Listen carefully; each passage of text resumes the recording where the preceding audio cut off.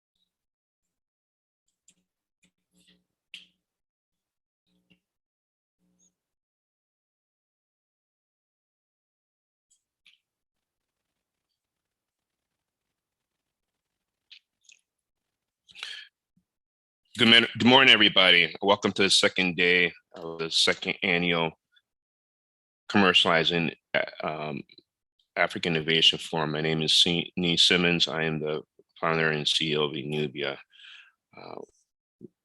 Today, we're going to continue from yesterday's first day and continue discussion. We have a lot of exciting panels, many discussions and dialogue on innovation and in sciences and engineering. And today we'll be talking about continuing to talking more about some practical aspects of certain innovations and practical innovations that can solve our challenges. Just to recap about yesterday.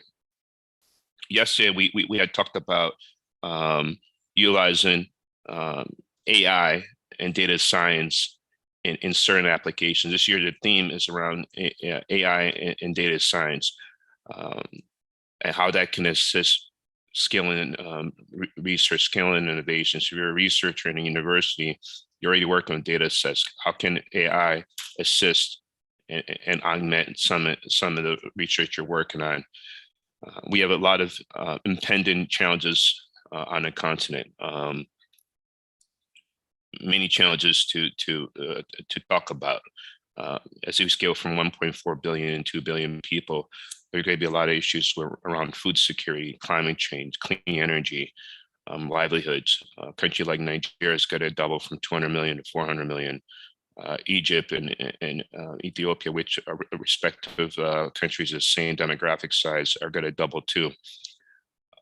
You know, how are we going to feed these people? How are we going to develop innovations around climate change, climate adaptation? As COP26 gets away in London, in Glasgow, there's a discussion, there's a dialogue on, you know, how the global North can support the global South, and what needs to happen in terms of getting funding. There really isn't a discussion about engaging in diaspora. One of the things that we do is we engage. A lot of our work is utilizing various diaspora professionals and diaspora networks. We wouldn't be who we are without the diaspora, especially when you're talking about commercialization, and in some instances is also talking about technology transfer.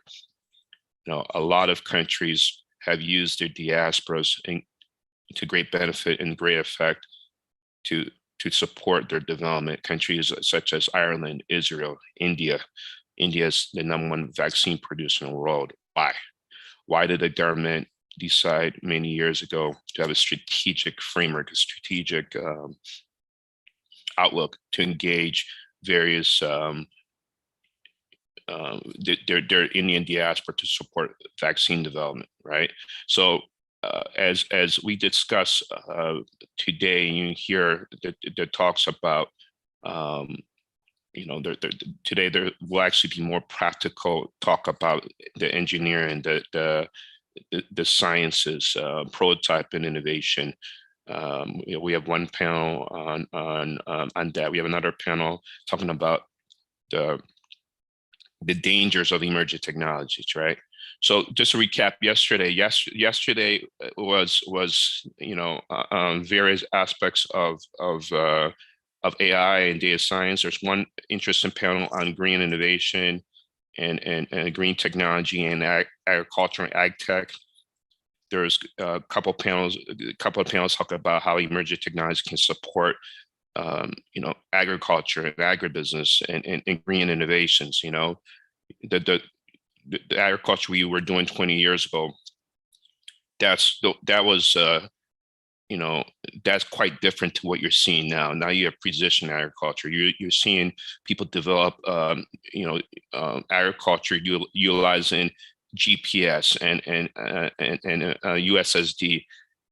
The agriculture you see now in Africa is very, very interesting, very, very sexy. A lot of young people are now getting into these. So these are some practical ways how emerging technologies, emerging technologies like AI and well, the data science is part of the data sets, but AI, data science, and also utilizing ICT to support these efforts. So today we're going to begin shortly with our keynote speaker. I believe he's here. I'm guessing this is John. And John will sort of encapsulate some of these thoughts and discussions. John, raise your hand just to know if that's you. But okay, good. That's good. So while we get John ready, just to finish my thoughts.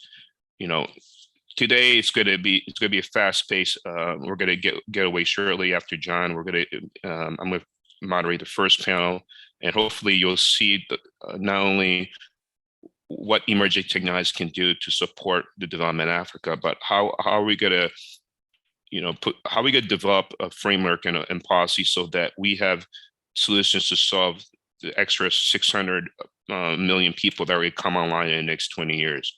There are a lot of challenges, but there are also a lot of business opportunities. And also people like me who are in the diaspora. I was on a continent, I'm back after 4 years, but don't worry, I'm coming back. How can you utilize the diaspora as a force multiplier?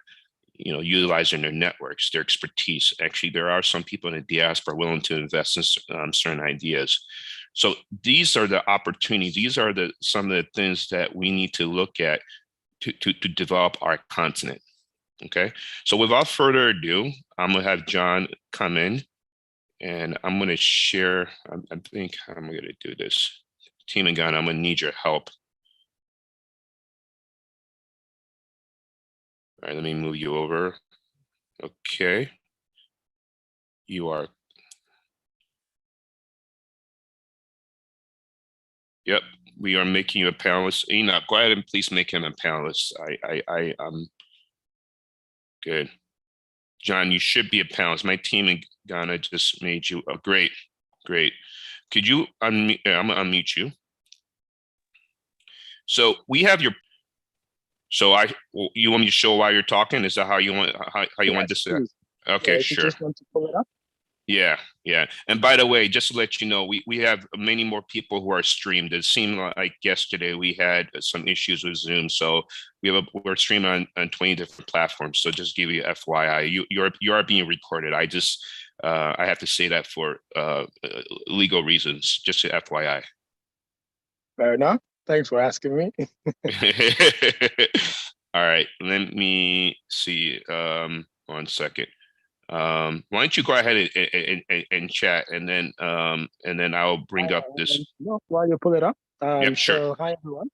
My name is John Kamara. I'm the founder for the Ardenian Labs in Nairobi, and also Afia Record, which is a health tech platform focused on portability of data and access to data and consolidated data ownership for patients across the world. So one of the things that we are focused on at Ardenian Lab is really the use cases of emerging technology and how those things are innovative, impactful, but how they really touch the lives of every individual across the continent. And when you talk about innovation, one of the things that is very important is I always ask, well, how do you commercialize innovation and also make it impactful to someone so that innovation doesn't sit in a research lab or it just doesn't sit into, oh, it's really great. And also when you look at innovation, you also have to think about what is the value of that innovation to the ecosystem and the community? Because there are some type of innovations, obviously, they're great things to do and great things to have, but they really don't solve any real problems, especially in the ecosystem that you live in or in the community that you live in, or even from a global perspective. So some of the things that we're going to kind of look at very quickly is this emerging new technologies, why they're there, and some of the things that they're doing with them. If you want to go to the next slide. Sure. And in that, what you're seeing is the emergence of new technology has become a very rampant growth process across the continent. And I speak specifically for Africa at the minute. In Africa, you're seeing the rise of, data and the use cases of data, and then that data now turning into AI, machine learning, and even we're going into deep learning, and you're even seeing things around blockchain and quantum economics and how that also affects, financial trading, financial markets. And then you're also seeing the use of IoT devices, in sectors that were formerly before not thought about as technologically driven. if you look at urbanization, if you look at the industrial sector, if you look at, even sectors around women empowerment, collecting data. So you begin to see how devices, either the ones that we wear or the ones that we use. And if you also look at places around climate change, you also begin to understand the new values of these devices and how this new form of technology that we're embracing, this new form of technology that we're taking on board, is driving a whole different change within our ecosystem, some of it that we can't even comprehend or we didn't even know that existed. If you want to go to the next slide, so we can show some of the things that for us, we believe is where emerging. So AI, IoT, and blockchain. For us, we believe those are the three core areas of, and because the three of them actually intersect. And why we put IoT in the middle is because IoT is actually interesting because it actually intersects between blockchain and AI in a very, very interesting way, because it is also one of the most interesting ways of collecting certain types of data that you can actually create value from or valuable assets on a blockchain, or you can use to create machine learning solutions or AI solutions. So at what we do at the Adenian Lab, our focus is in those three areas, and where we build Center of Excellence for the AI Center of Excellence, the African Blockchain Center, and the IoT Center of Excellence that we're just launching in the next month. If you want to go to the next slide again. And, some of the facts that, we kind of want to share again is AI is a technology that is estimated to touch 80% of emerging technologies around the world by the end of this year. And a lot of industries are beginning to embrace data, the use of data, and then plugging in AI or building models on top of those use of data that allows them to actually create more value for their business, create better efficiency, increase their revenue, or create whole new business cases or whole new business areas that they probably wouldn't have thought about before. But by understanding the data and by seeing the power of what they can do, or by optimizing their businesses as well, then they begin to see other areas in which they can generate revenue. But also for employees and people working, just by upskilling and becoming part of that new generation of technology, you also begin to see the more impactful nature of the work that you do within the ecosystems that you work in. Then when you think about, IoT devices, you look at a lot of businesses use IoT devices, and it helps to reduce costs. It helps to reduce operational processing. And also, one of the things that actually quite interesting, in first find, 30% of them generate and to grow new revenue. That's a really, really interesting fact about how you can use IoT devices to actually generate revenue as a business, because you can now use those information that you're gathering from even other type of devices to actually create a better value proposition, even as you build new technologies, or even as you build new products, or even as you build new solutions, or even when you're building hardware. Again, understanding that a little bit better also creates a whole different types of value. And the one that's really interesting is blockchain. If you look at, the worldwide spending in blockchain by 2022, we'll get to $11 billion around solutions for a technology that is still extremely young and emergent. And we're still trying to find skills of people who would actually be able to do this. So creating capacity for us as Africans in this space, I definitely believe is a way where we can use our human capital to participate in the exponential growth of emerging technologies and the future innovations that this is going to change for the continent.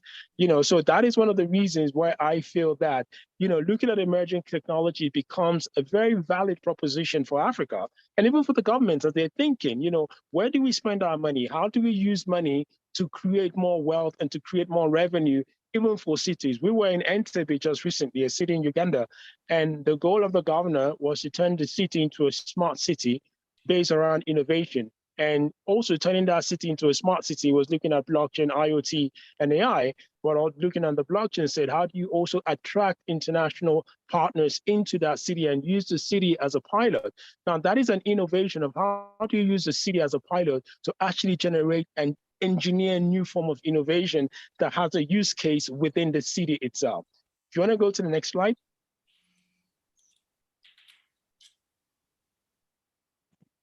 And as technology grows, when we see the effectiveness of the growth of technology and we understand the the use cases that allow us to drive new values and create a whole new ecosystem for people, but more importantly, create new jobs and also create new forms of society that is also driven by value for everyone and governance.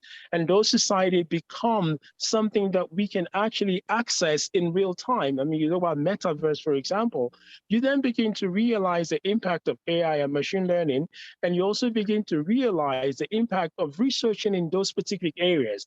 And as we empower more people to research in these areas and become part of that exponential growth by upskilling ourselves, and allowing ourselves to become the invention itself. And obviously, you know, when you think about the future itself and you understand that the concept of the future itself rests in the now, and the future is now, which is the new word that we've coined. You know, the future is happening and it's in our mind. And as our mind begins to expand, because the human brain is the most impressive AI that exists. So as we begin to understand and embrace these things, we're about to create a whole new generation of a different type of leaders who are also from a decentralized model coming to a decentralized ecosystem where they can actually create value for the societies that we live in. And for me, I believe that AI and, you know, charting the value of AI and also pushing the boundaries of AI is one of the most important things that we need to invest in as a continent, that we need to invest in as a private sector, that we need to invest in as people ourselves. But more importantly, we need to own the future that is presented to us by these forms of technology. If you want to go to the next slide and talk about how that also changes our livelihood and changes our approach. So for us at the Adenian Lab, we look at intentional data-driven startups. How do you grow intentional data-driven startups that are built on these technologies? You know, how do we innovate on solutions that are real, that are tangible, and that touch the life of one individual? And how do we look at research and development as an important component of everyday life? You know, these are the things, these are the questions that we ask ourselves every day. And when we ask ourselves these questions from an exponential perspective, and we look at that exponential perspective as part of the regeneration of our mind into the future that we want to go into, then it begins to redesign the purpose of how we actually immerse data and AI into the lives of all these other Africans or everybody else that we're trying to change. And if you sort of go on to the last slide and kind of wrap up into what we believe brings us to the global value. I mean, the revenue that will be generated from Africans participating in the exponential wealth, not even growth anymore, of these innovative industries. I mean, you can't really comprehend it at the minute. And the way you look at it is when you see a young kid who has learned how to do machine learning, who has learned how to program Solidity, who has learned how to build models, sit in Nairobi, sit in Lagos, and is earning money. And that money is able to feed 10, 20, 30, 40 people. And that same money is able to actually create another level of value for people in the informal economy. Now you begin to see the power of participating in innovation and participating in being part of that growth model that we're talking about. So, you know, this is one of the things that we are trying to really drive as we focus on building startups, building capacity, and also empowering young people to become champions and leaders, you know, and learning by self-learning, becoming a self-driven exercise for the person themselves, because you do want to participate in this growth that is happening. If you want to go to the next slide. You know, for me, I believe that at the end of the day, impactful research remains a key ingredient in the growth of using emerging technology. You must be clear what you want to do. You must understand why you want to do it. You must look at who that is impacting, and you must be able to say to yourself, how is this technology going to change the world that I live in? And by changing the world, it means wealth creation, regenerating your mind, creating value for other people, and also protecting this world that we live in by using those assets that we have to create a better future for the children that we're going to bring into this world. So for me, exponential growth of technology rests on these new innovations that we are driving and the impact of this innovation. And AI sits right at the core of all this. Thank you very much. Thank you, John. I cannibalize some of your minutes because I wanted to start a little bit later to get more people on. Uh, I'm going to say we have more people on the streaming platforms that are logged in on here. So I'm going to ask you a couple of questions. You mind taking a couple of questions before you get out of here? Yeah, go ahead, please. Great. I know personally. First of all, thank you for the keynote. I think you hit you had so many you had so many notes. So you look at it from you're very optimistic on the future, not only on emerging technologies, but how it can really transform and transcend life on the continent, and how we need to embrace and empower youth, especially when it comes to these emerging technologies. One of the things that a lot of people don't know is you have, months under your auspices, you have many different things that you're working on. You have a venture studio, which is a glorified name for essentially an internal incubator. You have the labs venture, and then you're also trying to train 5,000 AI engineers over 5,000 or 5,000 years, 5,000 AI engineers in 5 years. It's 1,000 per year. You and I know that's a drop in a bucket. It seems like a lot, but as we scale from 1.4 billion to 2 billion people, could you really talk a little bit more about your efforts around training all these engineers and the potential for these guys to really impact and solve challenges that are challenging Africa's growth? So thank you very much, Nee. I mean, one of the things last year when we set up the AI Center of Excellence, and we struggled with talent, and we then realized that we have to participate in growing the talent ourselves. So we put ourselves together and said, okay, what is the first thing that we need to do? We need to train as many talents as possible who can train the next generation. So we decided to train 6,000 AI engineers, actually 6,000 across 10 countries in Africa that we picked, where we also setting up our venture studio in all these countries, because we are building 300 companies over the next 5 years as our venture studio. So also making sure that one of the goals was impacting all these startups that we build to be machine learning ready, to have the right type of resource, and also be able to tap into the AI experts that we're training and the data scientists. So we started the project last year. We had a few supporters. FST Kenya was a great one. And we trained the first 40. Now, a lot of people have come to the table. So this year, we're about to probably train another 200, which gives us the end of our first year. And as we go into the next year, we're seeing so many new partners coming in, bringing resources, bringing equipment, bringing financing, bringing their knowledge and know-how. So effectively, which means that goal of 6,000 engineers by 2025 actually becomes quite small, because we now know we can even, exponentially grow that faster. So it was really a question of just starting and the commitment to do it in the face of adversity. But more importantly, also, how do we provide the right type of equipment for all these young people that we're training? That's wonderful. That's wonderful. You and I are being mentored by a couple of wonderful people. One is just joining. Amir is online right now. The other one being Stephen Ibaraki. He interviewed you. He interviewed me. And one of the things Stephen believes is that not only can AI transform the world, it can make it good, right? One of the things that, I'm sure Amir will probably highlight some of this or speak about. One of the things that Stephen says is it's not just important that AI does good, is also how it empowers people. And one of the things that, I want to ask you is, some of the work I think yesterday you had mentioned this, or maybe somebody else. I think it was also Darlington, he's Ghanaian, who's based in Italy. He's doing some really interesting things with AI radiology, and he had talked about even trying to get a price point down so that it can be affordable in certain African countries. Obviously, when you talk about AI and some of these emerging technologies, we have to be very honest.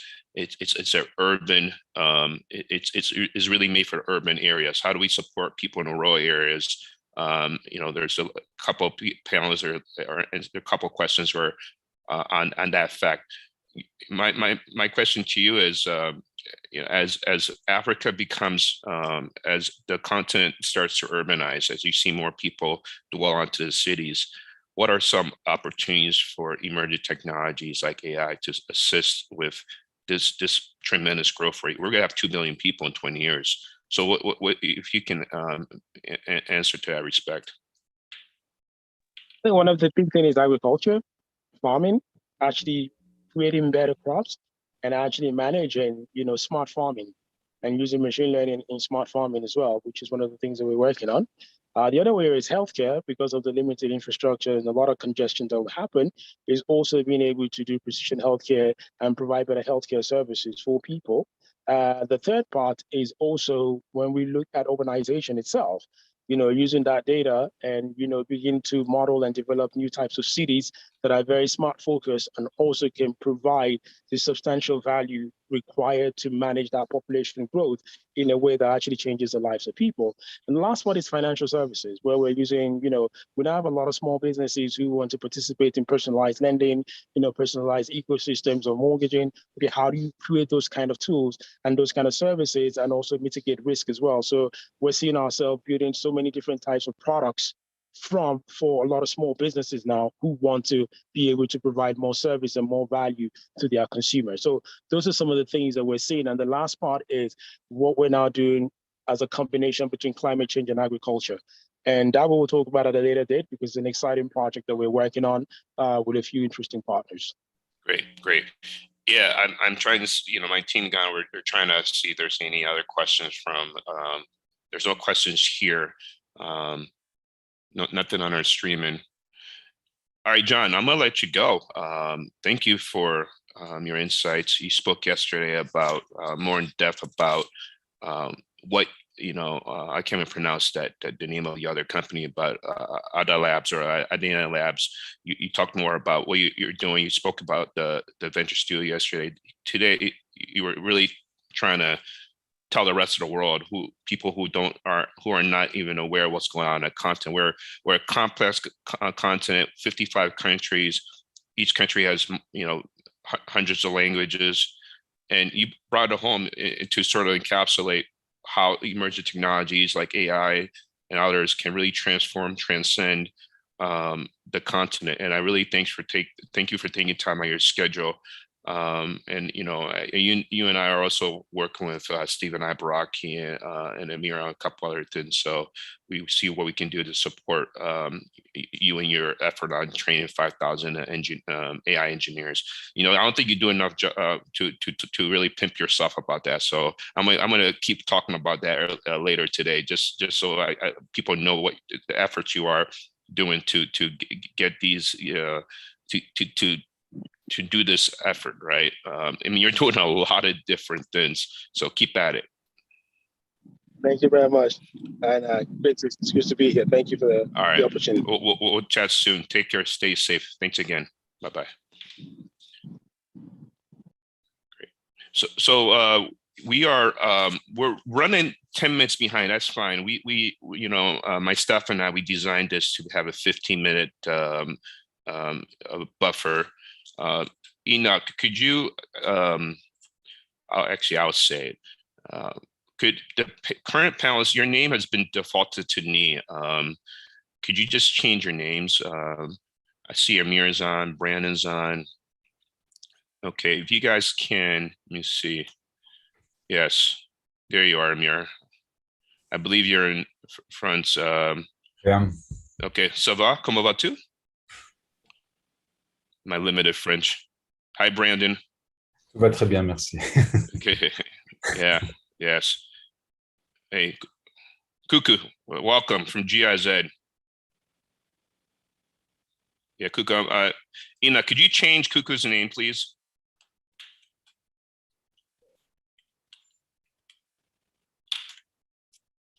Actually, Cuckoo, do you rather do Cuckoo or your actually? Don't worry, I got it, guys. I'll do it. Hey, Teki, welcome.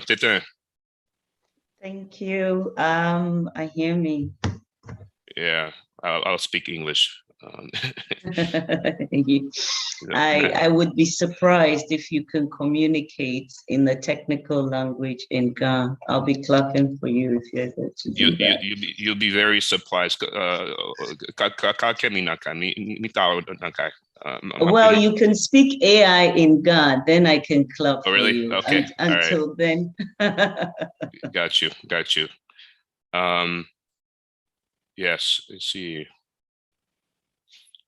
We're waiting for Ida's UNESCO in East Africa. Okay, let's just begin, and we'll go from there. Just give us a second. Let me see.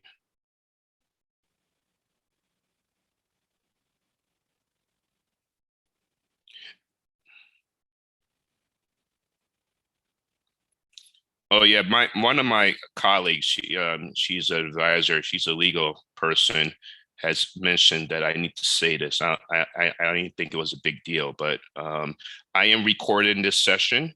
It's being fully recorded.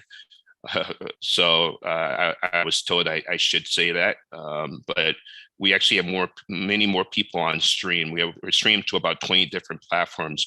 Yeah, I believe there was a issue with people logging in yesterday. So I think Zoom has a feature to have a lot of people, or to have people go on other streams. We're not having many people on YouTube or Facebook, but we are streaming on other platforms. So and I guess people are asking questions on those platforms. Enoch, please, you and Kojo, please make sure you guys can get us a question. So yeah, so we're gonna begin. If Ida, I'm hoping Ida can make it. We sent her a message, so we'll just begin. So yeah, thank you for everybody to show up today. Today's the panel. It's run about 15 minutes late, but which is fine. The panel is on state of play for Sustainable Development Goals, SDGs, AI and partnerships. This is a really interesting panel. We have various professionals with different backgrounds. We have somebody who has experience in not only AI but as an investor. He has background in electrical engineering. We have a lawyer who has a background in data protection and digital rights. We have another person who used to work for the U.S. government and is a practitioner, and also has done some research in how AI can be used for good or bad, and how certain states can influence others by using emerging technologies. And then last but not least, Abraham Sam from GIZ. So what we'll do is I'll ask all the panelists to talk for about 3 or 4 minutes. And then after you talk about yourselves, what you do, and your area of expertise, we will begin with the questions. And those questions are prepared. And then there are couple other questions, and then we'll open up to the floor. Let's get started. So I think we'll go in sequential order. So Amir, if you can talk about, if you go ahead and give the floor about your background and what you do and that sort of thing. Thank you. Thank you very much, Nii, and nice to be in this panel. And thank you to my co-panelists, and glad to see you. I'm working currently with an organization called XPRIZE Foundation, which is a nonprofit organization that creates very large global competitions in many areas, such as removing carbon, or saving the oceans, or helping with mental health issues by creating chatbots, or working on cleaning up the oceans, or going to the moon. All these are qualified as moonshots. Not everyone has access to moonshots, and this is something that is difficult. But XPRIZE is creating a interesting paradigm where we design challenges and big prizes where everyone is invited to come and solve for. And this design, we put a very big price tag, a few $1 million for the winners to win. And usually when we get competitors for the competition that we launch, these competitions are usually between 2 to 5 years long. We get participants from almost every country. Some of the competitions have 180 countries participating. Some of them have 60 countries. It varies. And we have been very, I think, lucky to be able to do this in the past 25 years. So we approached technologies such as AI, machine learning, IoT, blockchain, 3D printing, augmented manufacturing, CRISPR as really a meaningful way to solve global challenges and global problems. So global challenges for us are, on one side, nested into sustainable development goals, right? Issues that the world faces that need to tackle, and we have all somehow been involved in it. But also we're trying to project into the future by saying what else that we need to do to thrive and have everyone access to equitable future and equitable life. So in this intersection of these two elements, we try to design prizes which give everyone a chance to solve big problems, participate and showcase not only solutions, but also local implementations of those solutions. So for me as an engineer by background and also a graduate entrepreneur and investor, have been very useful to be part of this journey and to design those prizes. But as you probably know, Ni, a few years ago, we launched a prize in a competition called X Prize, AI X Prize. And we launched this competition as a mean to ask the world about what would you do with AI? There are so many issues that AI can help and tackle with. We know that, and we heard from John before and yourself.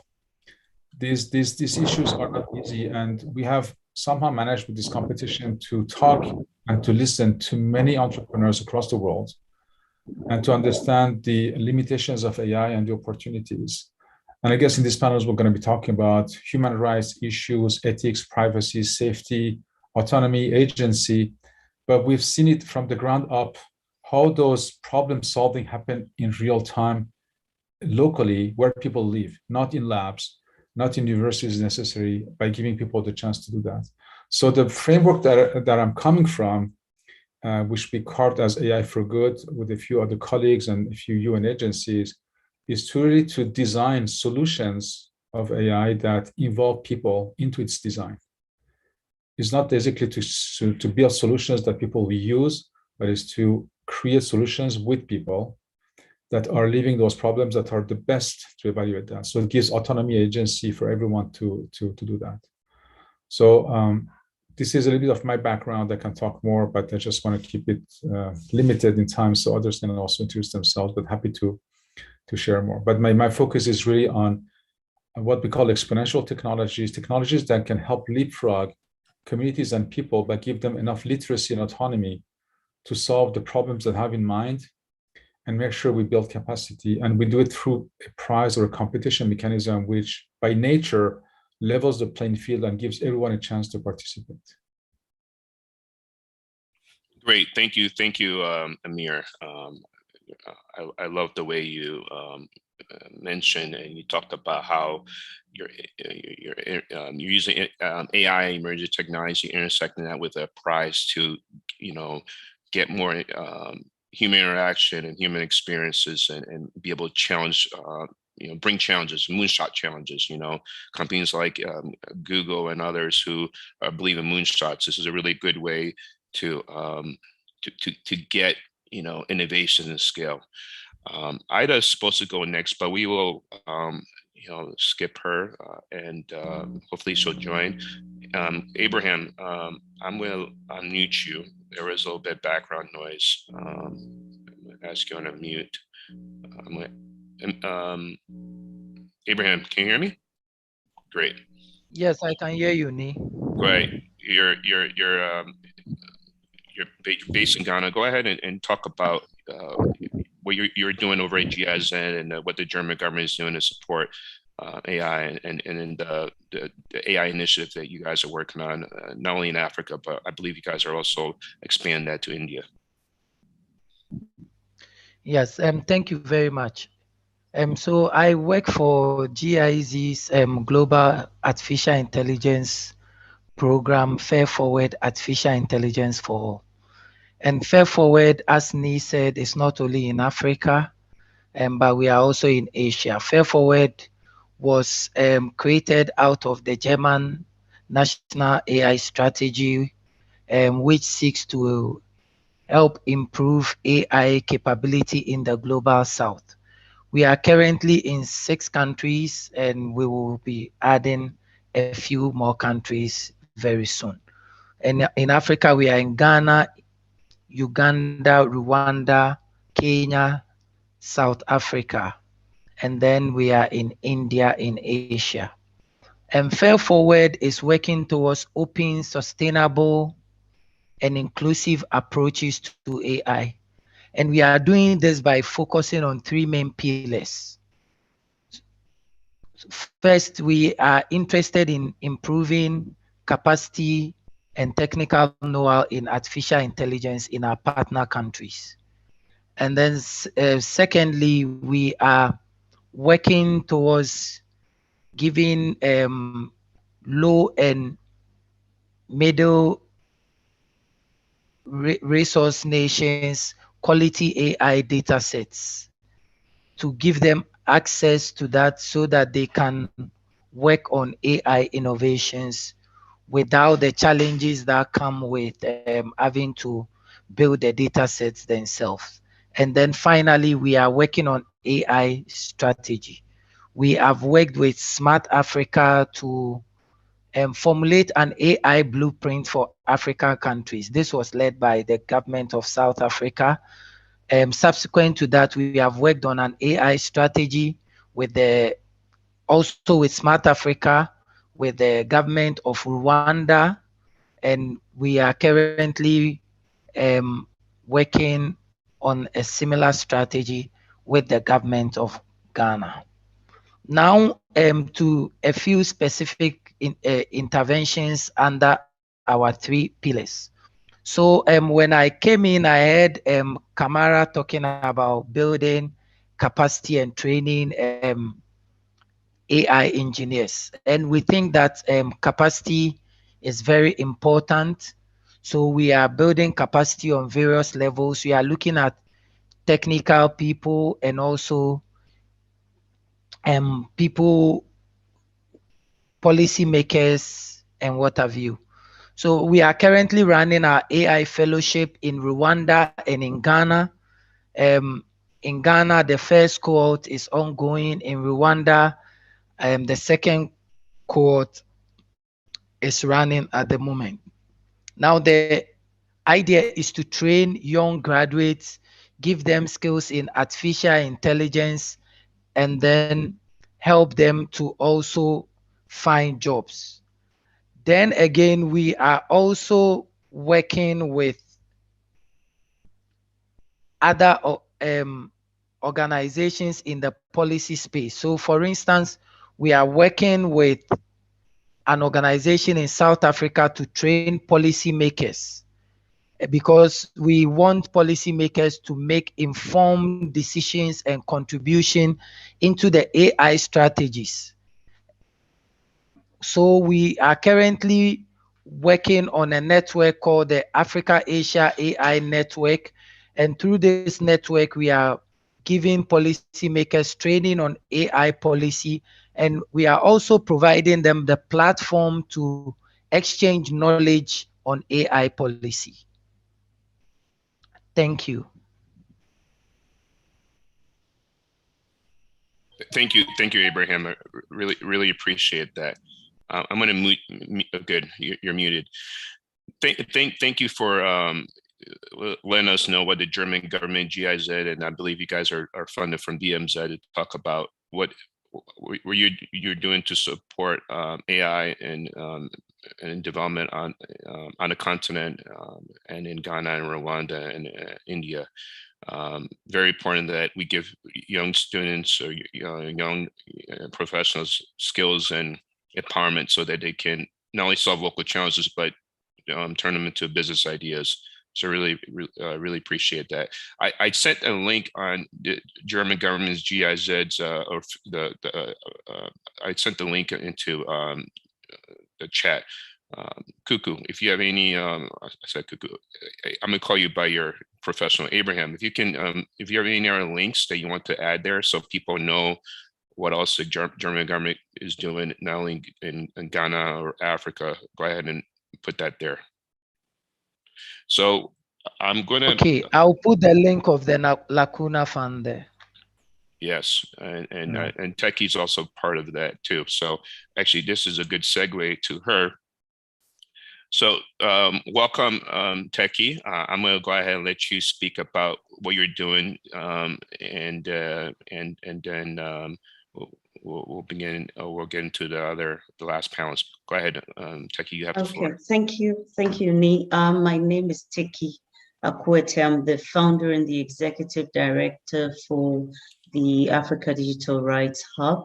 The Africa Digital Rights Hub is a not-for-profit that looks into research and advocacy around digital rights issues across Africa.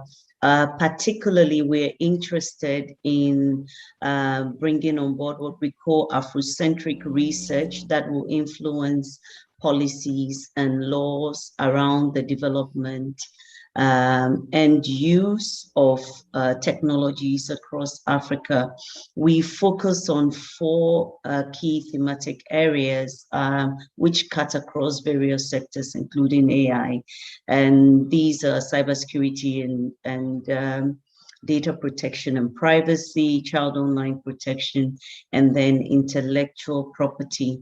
We are a fairly young organization that started late 2017 and are still learning the ropes in the not-for-profit environment. But one of the things that drove us to set up our organization is to really explore an area that we thought was uncharted around capacity building, around research when it comes to technological developments and advancement in Africa. Our objective was essentially to ensure that Africans are again not left behind when it comes to this 4th revolution, and to also make sure that we're building the necessary requirements or capabilities to actually engage with the rest of the world effectively. I come from an IT law background, but I realized that even though that is a fairly important area, this is also an area where we are lacking a lot of expertise. And so it's very exciting to hear from Abraham the kind of work that they are doing around capacity in the area. When it comes to the adoption of technologies, one of the things that we have learned based on our experience and exposure on the African continent is that usually a lot of our governments are approached, whether by development partners or the like, to maybe adopt particular laws or legislations without a lot of inward reflection around how these laws necessarily impact the local ecosystem. And so our job is to ensure that where the capacity is missing, we're able to fill in some of the gaps, to provide necessary resources and engagement around these issues to ensure that when we are adopting, whether they are laws, whether they are policies, whether they are technologies, we're looking at them from a very informed perspective. And that informed perspective is the fact that we're looking at the citizens of Africa as the center beneficiaries of some of these things. In the process, we've continued to advocate. In fact, I'm just coming off our annual flagship program, Data Protection Africa Summit, that I just joined from, where today we are looking at compliance and speaking to regulators as well as industry players on how they are faring, whether they think they have all the tools and the like. And so our objective in all of these is to ensure that, the African voices around the continent are kept away from just consumers, but our voices are escalated to the table and concerns that we also have in terms of how these technologies impact our citizens are actually taken on board, and eventually we make sure that our people are protected. It was quite interesting today that the South African regulator for data protection actually made mention of the fact that invariably some of the policies that are adopted right around data protection, ends at the doorstep of Europe or the US or countries that have stricter regulations. And somehow when it comes to our continent, we're not effectively thinking about how these things impact our citizens. And that stems from the fact that usually we don't have very strong regulatory institutions that can enforce, that can push out the fines. And so our citizens tend to suffer the brunt of it. And these are some of the things that we're hoping to bring to the table and to change the discourse and eventually ensure that we are protected.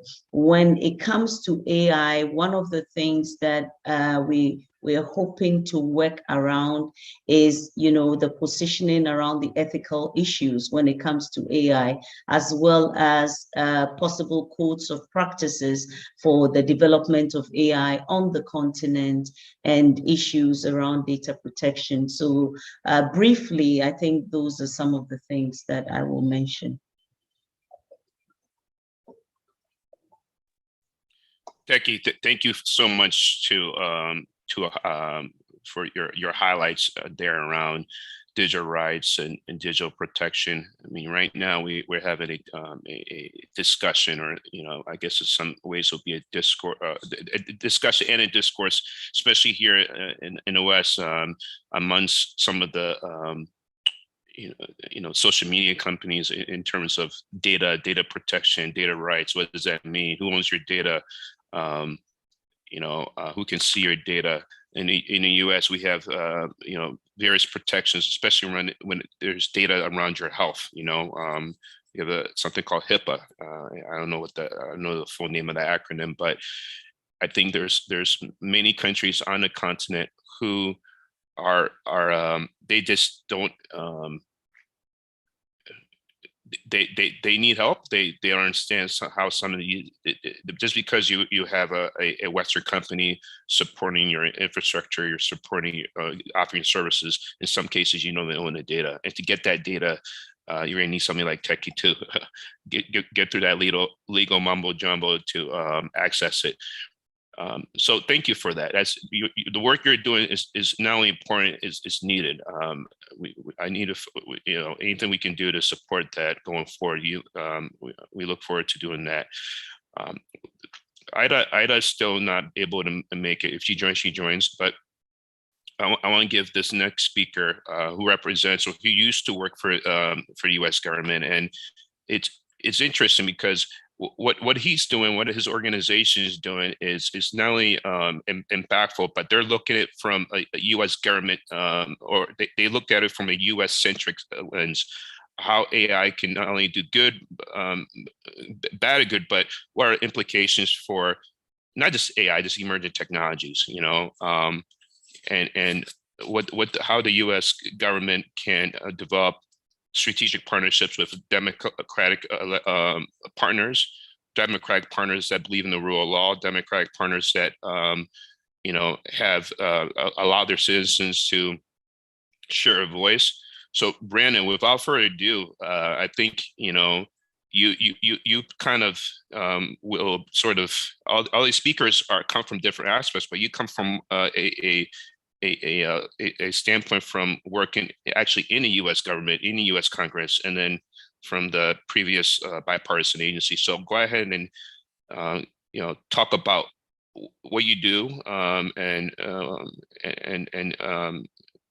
what you did before, what you're doing now, and how that fits into this panel. Great, thank you, Nee, and thank you to you and Anubia for pulling together this incredible conference. The keynotes have been wonderful, the speakers are incredible, and just a pleasure to be here with you all. As Nee said, I worked for the National Security Commission on Artificial Intelligence. This was a commission stood up by Congress in 2018 with the mandate to look at the advancement and the development of artificial intelligence, machine learning, and associated technology, comprehensively address the national security and defense needs of the United States. Now, that would seem like a narrow mandate, but in fact, it really turned out to not be one. We had 15 commissioners built up from not only the appointed by members of Congress, but also 3 from the executive branch and the president. You'd recognize many of these names. They're AI practitioners from across the United States, some of which are in incredibly large companies. We had the CEO of Oracle, Safra Catz. We had Andy Jassy, who at the time was AWS's Amazon Web Services CEO, and now is obviously the CEO of Amazon. We also had former government officials like former Deputy Secretary of Defense Bob Work, who led a lot of the advancements in technology in the Department of Defense back as early as 2014, to our chairman, Dr. Eric Schmidt, formerly of Google. Those 15 commissioners had this mandate, and they set out over this 2-3 year time frame to build a final report that ultimately was a strategy, supposed to be a strategy in winning the artificial intelligence era. And I think as my fellow panelists and all of you at this conference would agree, this really is a revolutionary technology that will change the course of what we will see this century. And Congress was not willing to shy away from that, but also I think I can speak as a former Hill staffer. They don't necessarily have the ideas to shape that strategy themselves. They ask for help. And that's ultimately what we hope the commission has provided Congress and the president. Ultimately, that's 16 chapters. It's in 2 parts. The first part is ultimately what it takes, an assessment of the US government and where we are, not only in talent, in hardware, in software, but ultimately what it takes to defend the United States and our allies and partners in the current AI era. And then the second part transitions to what does it take to win the technology competition going forward. When Nee and I spoke earlier this year, there was a lot of emphasis on partners and allies. And that was actually one part of the scope of review that Congress wanted the commissioners to consider. And ultimately, what the commissioners came up with was that this ultimate global technology competition is a competition of values. We're either in it together or we're not.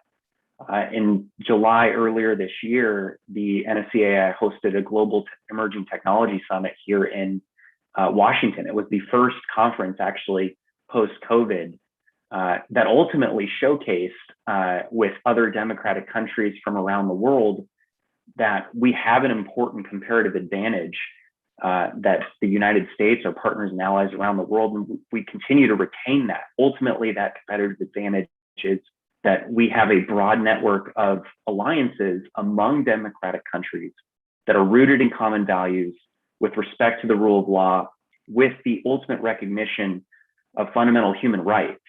That is what sets us apart from our competitors. And so ultimately what we hope to accomplish with this strategy is to bring together and unite this around this common foundation here to hopefully win this revolutionary technology and change the course over this next century. I think one last thing to cover, and then would love to follow the rest of the panel here, is that ultimately in one of the chapters in the report, all 15 commissioners doubled down on the need to lead this together. And so that there's this reshaping of what it takes for allies and partners in the US to lead on this from around the world. And I think I'd be remiss in not saying no commissioner shied away from that. It is fundamentally important that we do this and we do this correctly. So I'll leave it at that. Thank you, Nee. Brandon, thank you so much. And I know that when we had talked earlier this year, we definitely both agreed that democratic values, obviously, us being Americans, I'm Ghanaian American, but our values, our democratic values are quite different from other values that people don't adhere to, globally accepted norms. And there are certain state actors that will can use your data, implement technologies, and put in equipment that may do you harm, and you want to realize it. And it's very, very important that we have this discussion, so that everything from your infrastructure, where is your airports, your ports, your bridges, roads, these are discussions that I think many of our policy leaders are leaders in Africa should be having, and they're not having. If they maybe they don't have the resources to even think about it. And there's some things that we can do offline to even see how we can support that. I'm sure Techie has her own thoughts on that. So we're going to go into a Q&A. I don't have any. We'll ask each of you questions, and then we'll see who opens up from the audience. There are many more people, as I said, streaming. But we will begin some questions. So Amir, you wear many hats. You're globally recognized in AI. You're part of X Prize. I mean, you're also an angel investor and a VC. Can you tell us how you're very? I know you're very passionate about Africa in our first interaction. But what are some things that entrepreneurs and practitioners can learn from that you're working on, that you think is they can benefit from? Thank you, Nia. Yeah, I'm going to start by saying I'm a fan of Africa.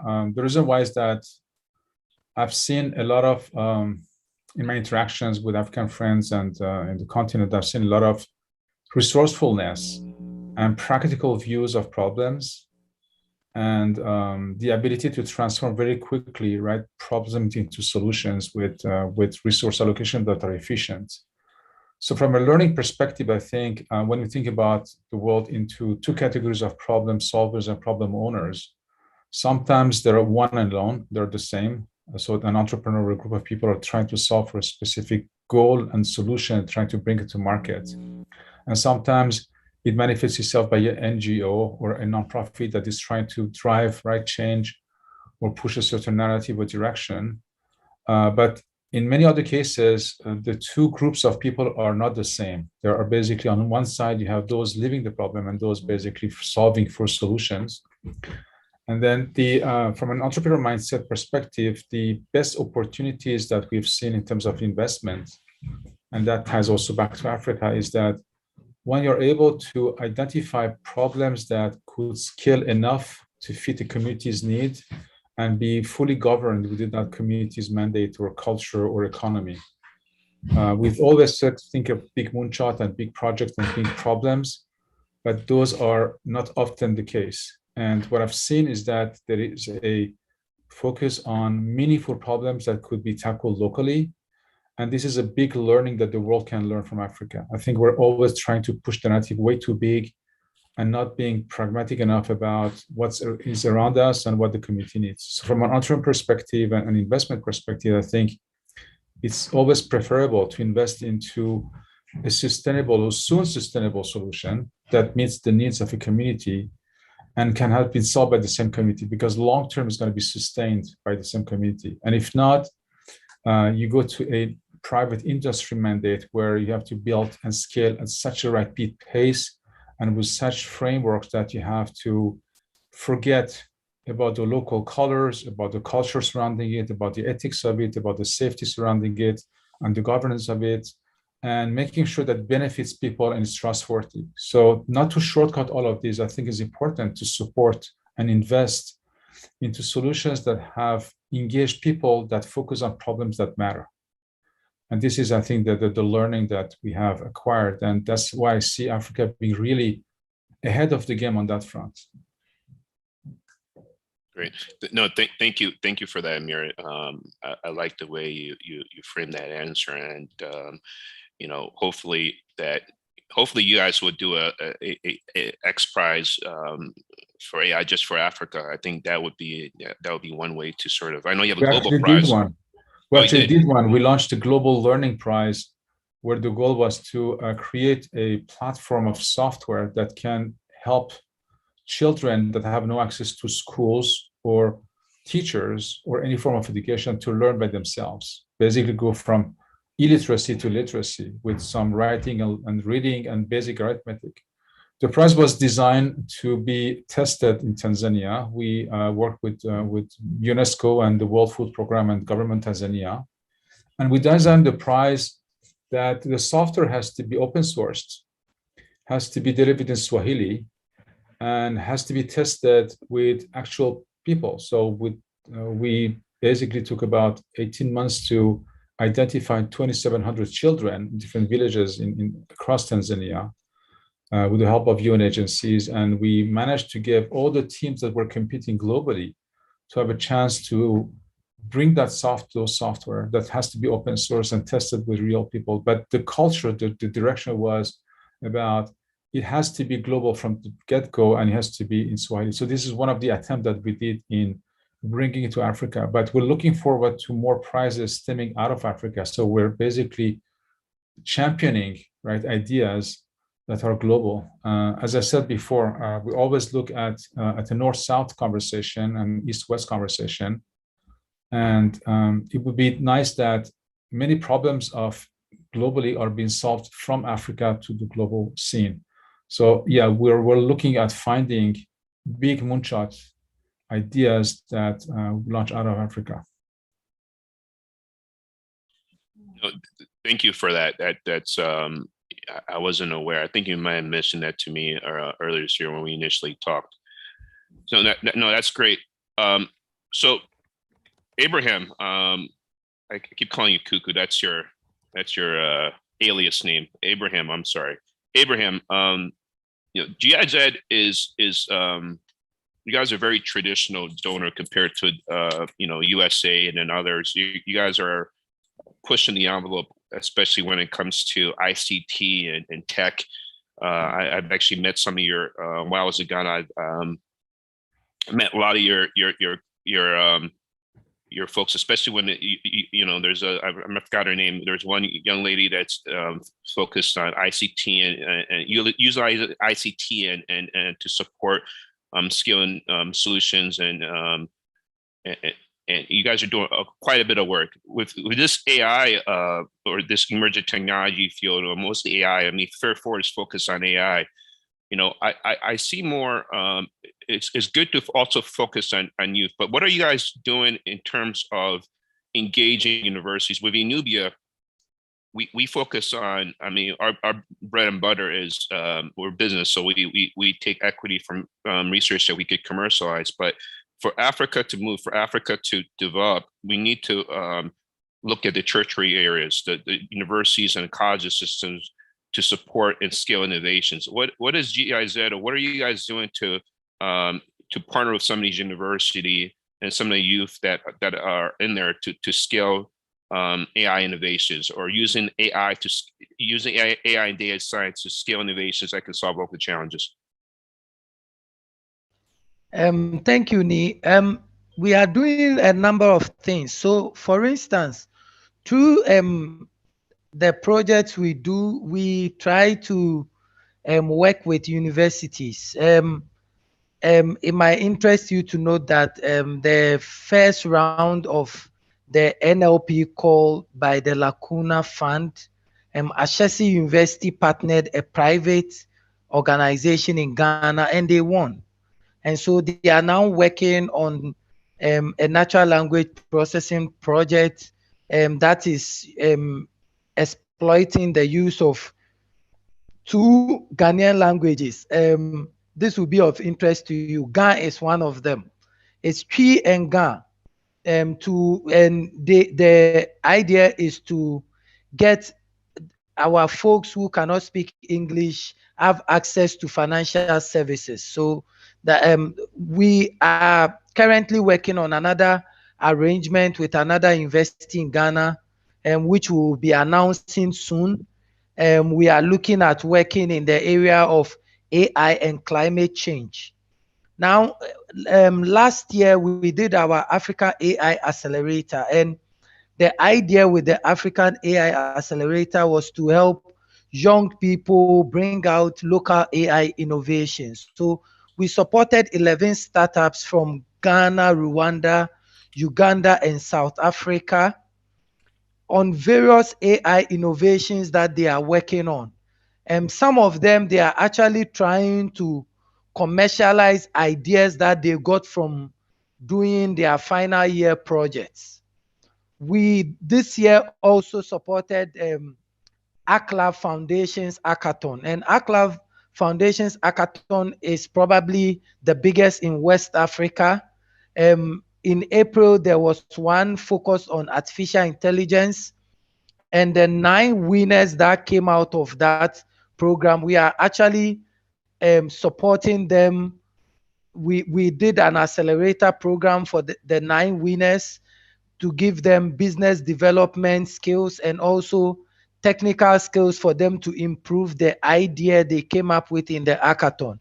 We are actually giving them some seed money to help them with the registration process and all that. So we are very much interested in working with universities, with young people. These 8 teams these 8 teams that won awards at the hackathon.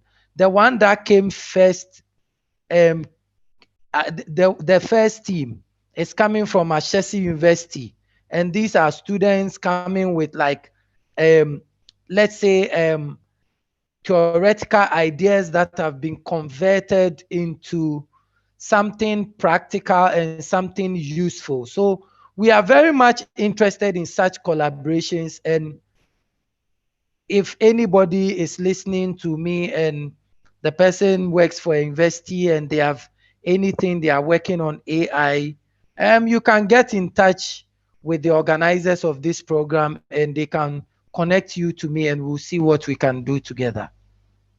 Thank you. Sure, Kuku, Abraham, please go ahead and give me your send your email. Did you want us? Do you mind sharing email, or is that okay with GIZ policy? I know how the Germans are very stickler. They're a stickler for certain rules or data. Is that okay? Send your email. Yes, it is okay. I can put it in the chat. Yeah, it's better if it comes from the horse's mouth.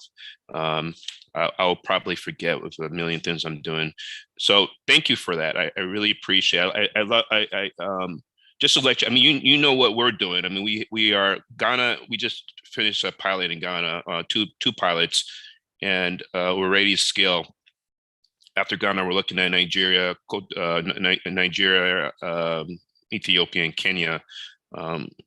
And one of the things that, you know, I mean, being raised in the States, I was also raised in Ghana, but, you know, if you look at any Western country, most Western countries, if you look at the, especially our tech companies here, I mean, Amir can add to this if you want. You know, if you look at all the Silicon Valley companies and how they came to fruition, actually, one thing about Silicon Valley didn't come overnight. That was a partnership essentially between the U.S. government and some of our research labs like Berkeley and some of the other institutions in a San Francisco Bay Area. And then somebody said, hey, you know, this is very interesting. How do we take some of this research that the U.S. government has invested and scale it, right? In Africa, we can't. Nobody can emulate or mimic, Silicon Valley. Can you emulate parts of it? Yes. And I think we need to look at these universities who are working on really basic research. They have a lot of data, and now we have AI. You have the cloud. You know, there's multiple ways to manipulate data, use data to support opportunities to see if research you're working on makes sense. There's a University of Cape Coast, UCC, there's a couple of researchers are working on pest-resistant crops. As climate change becomes more ubiquitous and as certain drought conditions happen on the continent, they actually have an AI research lab, and they're looking at genome, enzymes that they can grow and it can have that can grow in certain harsh environments. This is how AI and other emerging technologies can assist in that. There's a researcher in Makerere University in Uganda who I can never pronounce that university right. It's Makerere, I think. They're looking at various ways to store energy, using salt, for those who don't know this, I mean, you can have all the solar, you can have all the solar power you have and use an inverter, but inverters are very limited in how much energy they can use. I mean, you're an electrical engineer. I'm sure you can talk to that aspect. Although EE is a very broad background. I don't know if you actually have a background in energy storage. So these are a lot. And when I said that, mentioned that in that technology, that's that person has all these data sets and he's looking at various compounds, chemical compounds. It's like a mad scientist. He's developing all these chemicals to see which ones can actually, with salt, can actually store enough energy so that when it's off grid, when he releases, this, I looked at pictures when he releases this, I think it's like a vast, the heat from the salt comes out, and then so these are things that are practical and impactful that can really solve a lot of our challenges and can be that can scale, that can create jobs, that can solve many of our issues. I don't know, Amir, I don't know if you want to chime in on that. You're an electrical engineer by training, so. Yeah, mostly on the component and chips and chip design and small impedance and low voltage. But talking about energy storage, definitely today with the climate contribution, climate accord, and what's happening this week and the next week at COP26 about contributions to climate, there is a path to clean energy that is pretty much well designed and well treated and explained by many organizations. And while we have to work on reducing carbon and methane and greenhouse gas, we're also trying to implement greener solutions that transitions from fossil fuel to clean energy. But this is not always easy because in many countries that are developing, there is not enough infrastructure to enable a low-cost clean energy.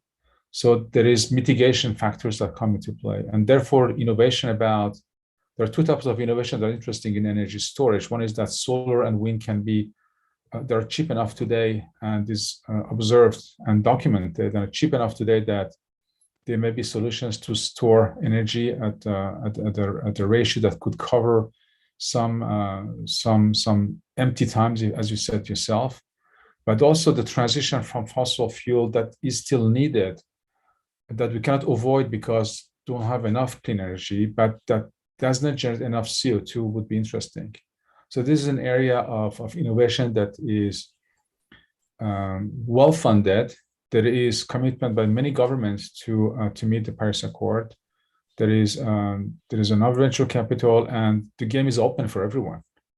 And this is definitely an area of huge innovation. And AI and machine learning will be impacting in terms of prediction, in terms of mitigation, in terms of helping better manage and route at a reasonable, affordable cost, and being equitable to different people, but also manage the balance of carbon offset and pricing. So there's a lot of business models surrounding energy pricing which AI can help. But at the bottom, we need to figure out scenarios, innovative scenarios where everyone has a path forward to clean energy. And the focus of AI and climate change is definitely there. There is a lot of research. But besides climate change, I think AI and transition to clean energy should be also a topic of consideration. And because this is an open game, besides the core technologies that are invented, the applications of those technologies are important. So yeah, quick feedback on what you said. No, there's more to say, of course. I'm not the expert in energy by all means, by any stretch, but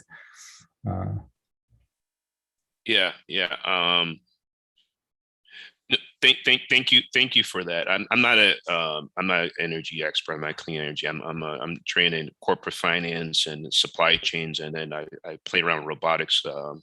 And I think, I mean, anybody who's worked on the continent, you've traveled to, I've been to almost 20 countries on a continent. Ghana at one point in time, we had rampant, power disruptions. Colloquially, we use the term doomsaw. That situation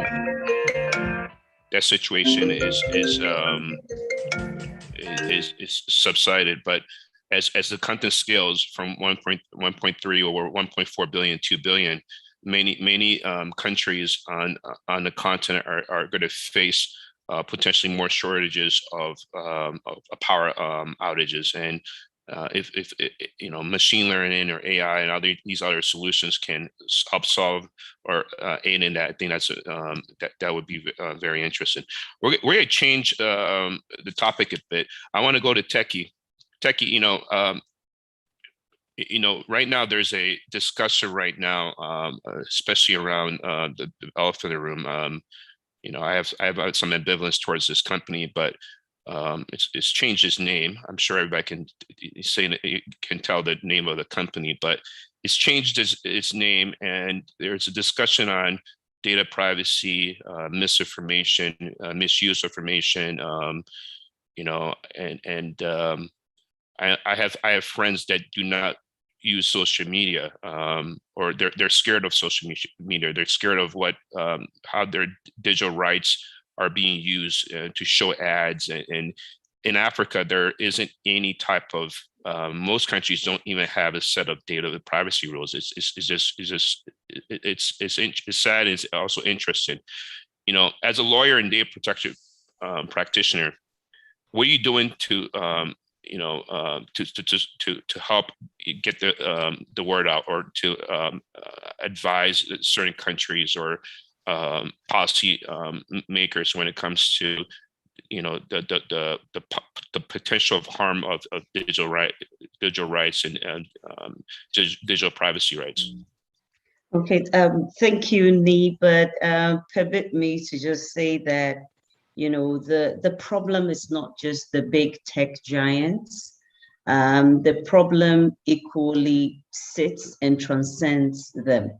And especially in the AI ecosystem, we see it happening. We see the replication happening. We are talking about large amalgamation of all kinds of data. And if we do not start having these conversations around the kind of data we're collecting, around how it's going to be utilized, whether it's personal data or not, Africa is going to find itself wanting. And that is why my organization has been at the forefront of a number of things. One, raising awareness around these issues, because a lot of the challenges that we see around policy adoptions, around legal and regulatory frameworks that support the development of technologies and the use of technologies stem from the lack of maybe adequate awareness around how these technologies impact us, whether it's social media, whether it's AI that is being deployed in the health sector. We are coming out of a pandemic where a number of tools have been deployed. As of now, even data protection authorities, I just mentioned, I'm coming out from the Data Protection Africa Summit virtual. Our regulators are raising concerns around what is even going to happen with a lot of these systems that have been built out to support COVID. What is going to happen to the data that has been collected, in some cases, very sensitive data indeed. And so there is that challenge. And I think that the biggest gap that we see on the continent has to do with awareness around these issues. A lot of people, I must say, when it comes to the adoption of technologies and the utilization of some of these platforms, somehow are under the assurance that these technologies or are protecting them. I have had the opportunity in the last couple of weeks of sitting on the platform and actually asking a developer a number of questions. And the thing that worried me the most was that this person that was sitting around the table was saying, you know what, I have to go back to the technical people to find out what is happening. And really, for a platform like yours that is facilitating and enabling these conversations, that is where the conversation should come from, right? The technologies should not be built without the necessary inputs of how these things are going to impact and affect rights of people. And we have to be very fair. We have to, you know, we people like us started out over a decade ago around coming to the table as legal people when the technology has been developed. And somehow I was under the illusion that that concept of, you know, we go, the techies hide in their rooms and they come up with the products, and then, you know, they come and feed off the compliance and legal team to say, make sure that it meets, you know, the requirements of law and other ethical standards. That has not changed. The conversation around the table has not changed from over a decade ago. Technologies are still being developed without the necessary inputs of the policy wing, without the necessary inputs of the legal and regulatory framework. And that is what creates the biggest challenge. Of course, when you come to Africa, we have a gap where even our regulators may not have the adequate resources to chase after and make sure that, you know, everybody is doing the right thing. And that invariably is affecting the ability to ensure compliance when it even comes to the minimal laws that we have in place, right? So there's not enough capacity with industry to enable that. Even the organizations that have capacity, the big tech giants and all of that, what I mentioned had come out of our meeting today is, why would they develop a policy that very well protects rights in Europe, and yet when you transcend that into Africa, you're giving us less of a value? And these are some of the things that we continue to advocate for, and to ask our policymakers to maybe do a lot more and be up and doing. Of course, we can meet some of these by making sure that if it's not a small Ghana or a small Mauritius standing up to a big tech giant, which invariably we cannot do, how about our network of authorities? How about our continent through the regional bodies are negotiating for rights and ethical standards that meet the requirements of our people? So in terms of awareness and the challenges that we are seeing around policies, around rights, around respect for the people that live on our continent, I wouldn't isolate anybody out. I think that there is still a huge gap, and that gap, you know, it must be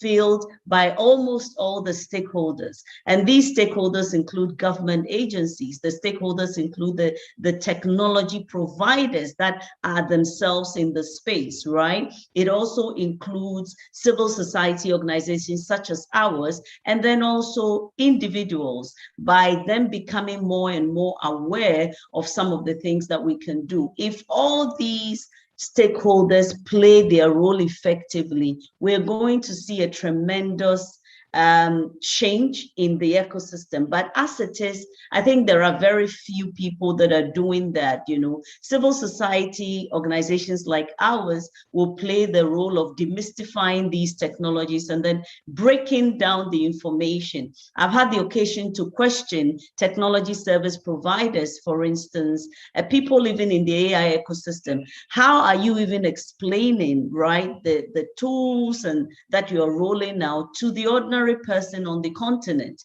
We are a continent that is made up of various languages. In Ghana alone, we can find close to 100 other languages. Are we even communicating with these people around that? I've had the occasion to hear that that is the regulator's obligation or duty, but we all have an ethical duty to make sure that in the development of these technologies and standards, we are not just doing that, but we're doing that to serve the community of humanity and to serve it well, not take advantage of one community or the other. So that's just what I will say by way of reaction to your question. There's a lot of information that a lot of work, if I should put it that way, that must be done on the awareness front.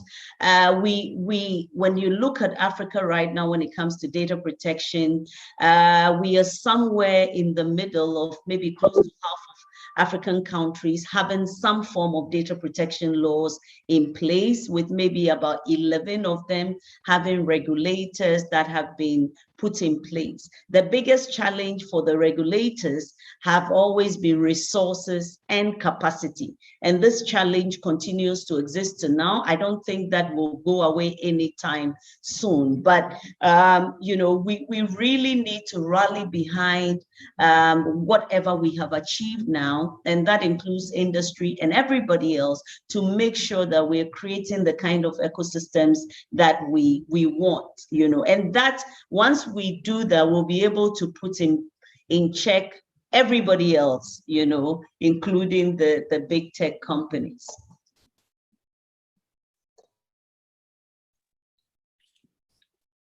Thank you for that. Thank you for that eloquent, answer. And I could tell that you're very passionate about this. And I have to say, yeah, it's very easy to blame. I'm not going to miss any companies, but Facebook. It's also up to us to develop our own policies and procedures on that continent, because we haven't even there are just certain things that we need to do, the basics, as you say, and we're just not there, and I mean, think about all the IoT devices that are proliferated as right now. I mean, everybody, every bloody phone has a AI assistant, as these devices become more ubiquitous. How is, we have we have data protections, especially around health in the US. Canada has one, the EU has.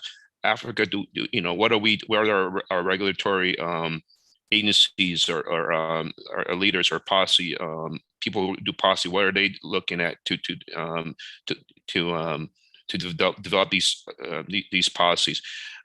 So thank you for that. So I might allow Brandon to talk more about. I want to get sort of deep into some of the things you're working on. I know that NSCAI has sort of been. It's been disbanded, but there's a new entity that's been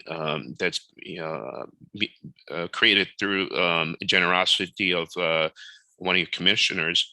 Could you talk me more about the continuation of the work you're doing underneath this new entity, and also I have a follow-up question, so I'll let you answer that first part. Sure. Yes, happy to. The NSCAI, as Nee said, folded on October 1st for the congressional mandate. It was actually a year extension due to the amount of time it takes to stand up a small commission. I think it'd come as no surprise that even the U.S. government has trouble standing up even a 20-person commission quickly. So they extended us. We delivered the final report in March. Nee's included that in the chat. And I think I was not alone in getting feedback from random strangers, to be honest, over LinkedIn or various social medias, going, well, what do you mean they're closing? What is the U.S. not? Is that it? Where are you going with this? And so the commissioners writ large realized that there needed to be a continuation of studying this emerging technology, not only in the AI sense, but the realization that biotechnology, quantum, 5G, 6G, right? These technologies are something that a lot of governments around the world aren't organizing for and preparing for. It comes as no surprise that China has been moving on this for a number of years, quite aggressively. And yet we stand here today without that ultimate realization that AI is a fundamentally changing technology. 290 million watched AlphaGo beat Li Zedong, the best Go player in the world. That was a wake-up Sputnik moment to them, and we've not had the same equivalent. And so this next phase of study and project is a nonprofit where we have an amazing board of advisors. A lot of the staff has decided to continue just because of how much we believe this technology will shape the international order and our lives throughout our lifetime and our generations beyond us. Ultimately, that project hopes to provide a strategy that is for emerging technology writ large, with that underlying basis of AI and what it means for humanity. So that is the next phase. And as I would say from me, including the mandate originally from Congress, that was narrowed throughout the process of the legislative process and conference to more of a national security focus, realizing that Congress is competing with China and they weren't quite sure how to move in that direction. This next phase will include much more of the economic and societal impacts that, through instances like COVID, have reshaped all of our lives and have made us become more forward-leaning and forward-thinking. AI is a huge part of what we could do to solve that crisis, and it is. So I'll offer that. Yeah. Let me see. No, thank you for that. Really interesting. I mean, I think when I got back from Ghana early July, I think actually when I talked to you, I was still in Ghana, but you could tell the urgency on my in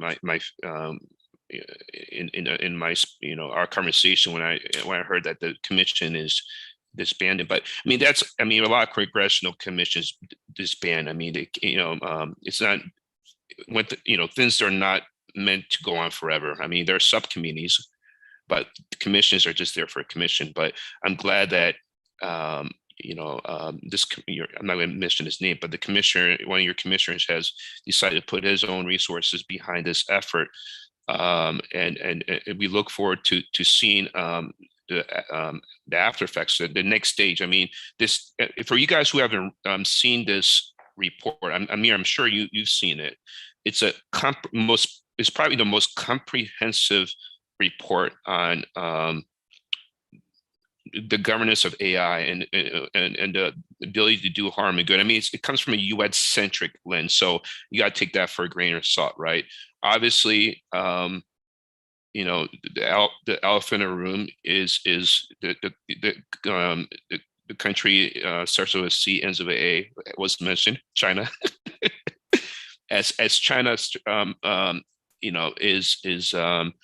China has built a lot of our infrastructure in Africa, through the Belt and Road Initiative, not just in Africa, but even in Southeast Asia, even in parts of Latin America. The Chinese are building infrastructure we have never seen before.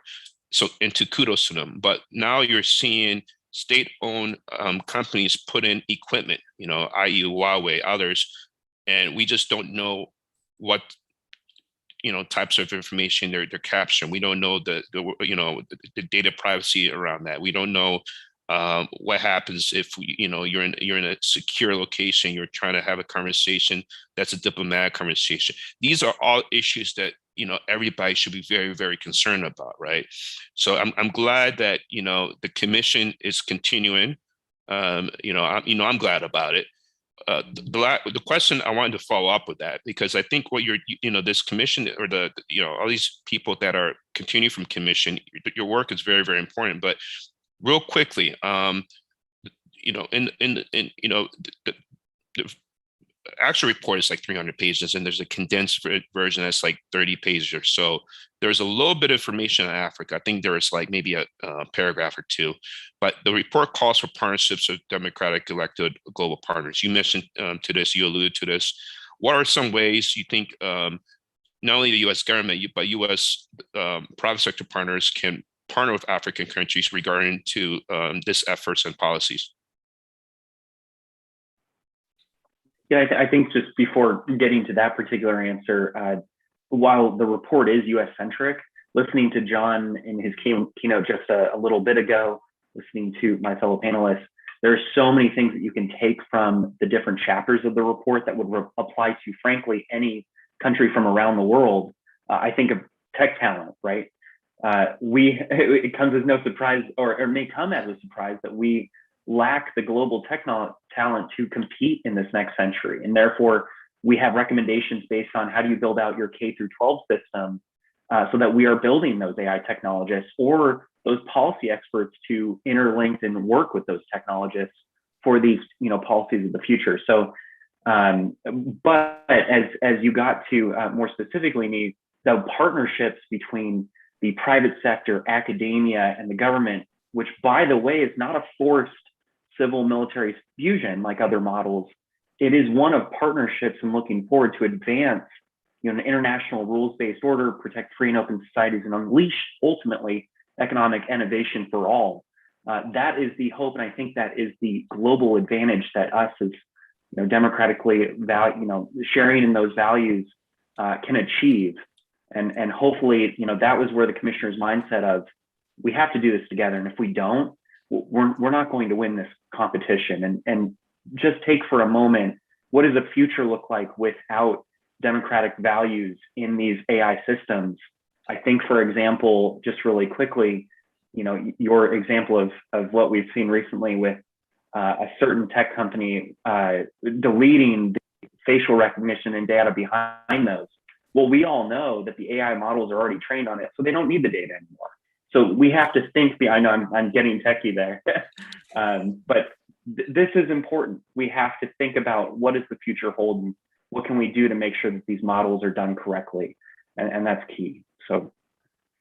No, just wanted to add that I did not finish the report yet, but the report is wonderful. This is one of the best reports I've seen in 5 years. And there's 150 guidelines and principles across the world and strategies. And I think that this report captures not only the commercial's point of view, but also the scientific foundation behind it, and a lot of different elements that could be a blueprint for many countries, many places. I think if you look at it from not US on top on the cover and remove US from it, you can read the truth from many directions. It's a very wonderful topic. I urge everyone to look at it. It's really well done. Yeah. No, thanks for that. No, the report was wonderful. I mean, that's why Brandon, we had several conversations. I think one of the first conversations with your communications director. I was just fascinated about this report, and you guys. I mean, the government doesn't do a good job to market to market itself, but the report was. I think the reason. I mean, if you're a techie, if you're in this space, you sort of knew about it, but. I think it's one of these reports. If you to add to what Amir is saying, you look at it entirely, and if you even take the U.S. out of it, you put it in Canada or just EU, and you look at it from just if you just look at it without looking at it from the U.S. government, it was supported by U.S. government, you would see how people are concerned. If you have billionaires and millionaires telling you, "Hey, we need to be careful about what we're doing. We should hold." I mean, these are billionaires and millionaires are saying this. We love AI. We love what it does, but there's a lot of harm. There's nefarious actors that can take what we've developed, and we think you guys should really look at some of the aspects. And this report kind of it goes into really great detail. I didn't have time to read the whole report. The executive summary, I looked at that. Took me not half a day, 3 hours to look at it. It was awesome. Everybody needs to read that. So look, we're going to conclude this. I know people have to jump off. My broken French, Amir, merci beaucoup, au revoir. I thank you for taking time. You're one of my mentors. I appreciate you taking time out of your schedule. I believe you're in France right now. the techie, or Radon, bubble fly. How's that? Did I get it? Yes. Thank you. And Abraham, Mandasipa. All right. Thank you. Brandon, I'll be in touch. We have a lot of collaborations to do. I think there's some things that you and I agreed that we need to bring on some of our Democratic elected partners in Africa to realize that they need to look at developing frameworks and technologies, and I'm sure at some point in time Techie would like to be a part of that conversation. So thank you for taking time in your schedules. We really appreciate it, and we're going to begin the next session shortly. Thanks everybody for taking time in your schedule. Thank you. Thank you. Have a good day. Thank you. Bye.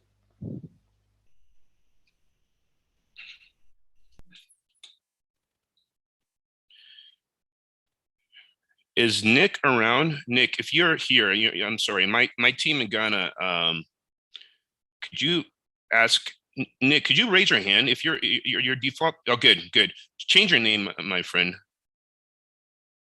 Yeah, bloody Zoom, it's just, if you could just change your name. Okay, good. Enoch, could you just, I'm doing something, could you move him over? Thank you. So while we have Nick, Enoch, please change his name. So while we have Nick, hi everybody. Yeah.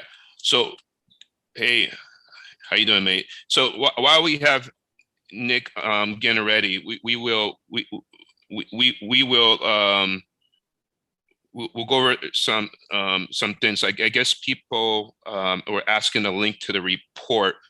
Abiodun, let me send that to you. And Nick, just to let you know, one of my colleagues, she's a legal scholar. She's very particular on legal matters. Some of these bloody lawyers are just solicitors. They just want you to be up and up. But I was told I need to say this. We're actually streaming and we're recording this, just to let you know. Yeah. All right. So yeah, we're streaming on about 20 different platforms. We actually have more people. We have many more people streaming than we actually have on Zoom. We had an issue yesterday with people logging in on Zoom. So Zoom actually has a feature where you can actually go streaming. So there are many more people. So we actually had quite a few questions yesterday that we weren't able to get to. We didn't even know that we're there just through other streaming platforms. So you let me know. We're a couple minutes from your time of your presentation. Are you almost ready? Are you ready or? Yeah, I just don't have the permission to share my screen. Sure. Let's do that. Enoch, could you guys go ahead and share his screen? I'm doing something right now. While Enoch and Kojo do that, I'm gonna put in this link to the report, and just let everybody know this is U.S. centric, so you gotta take it for a grain of salt. I just want to say that. But as Brandon says, the report can be also looked from a U.S. lens.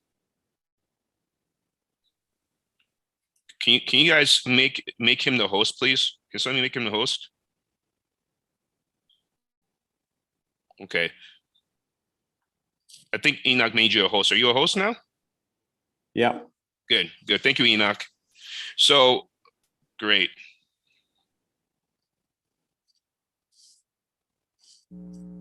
Yeah, I'm ready to go. Just got to press play. Go for it. Okay, so ready to go? Can I start? Yeah, let me go ahead and introduce you. So, everybody, this is Iconoclast. He's a pioneer. He's actually trained as a chemical engineer, but now he's got a media empire. He's got an army of various media properties. He's his own. I'm not going to mention Rupert Murdoch. Maybe I'll mention William Randolph Hearst. If you guys don't know who William Randolph Hearst is, Google his name. He was during the Gilded Age in America in the early 20th, 30th century. He owned a lot of media properties. All kidding aside, Nick is a really good mate. He's a good friend, doing some really interesting things. He's built a media empire, and one of the things that he's focused on is not only wow, was that the heavens calling upon? Yeah, I was about to be struck by lightning. I mean, energy efficient buildings, so they turn the lights off if wow, if I don't move too much. So that was very, very interesting. So so Nick is good. He's the founder and emerging the managing partner of AI Media, and its relative or its parent its sister companies. He just commissioned or he just convened a global discussion focused on Africa on emerging technologies like AI. I spoke, John spoke, a lot of the speakers you've seen the past day spoke on that. And without further ado, Nick, actually, I'm going to call you Dr. Nick Brasso because you are a doctor. I know you don't like that, but I'm going to call you Dr. Nick Brasso because that just sounds cool. Go ahead, Nick, go ahead and you have the floor to talk about some of the work you do. Yeah, thanks. Thanks, Nia. Thanks for the introduction. It's a pleasure to be part of your community and the event. And I'll accept the Media Empire comments as long as I can have their bank balance. At the moment, there's this asymmetric relationship with my empire and my bank balance. So, but thank you for the build-up. It was appreciated.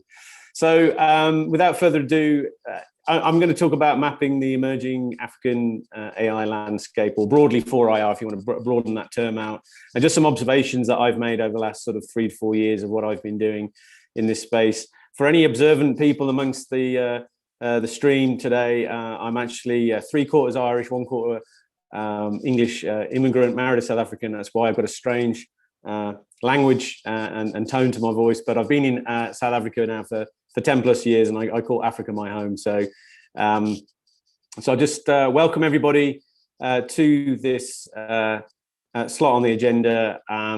Nee's done a great job in putting this together, and as he mentioned before, he joined us at our event, AI Expo Africa, earlier. It was in September, so just about 8 weeks ago.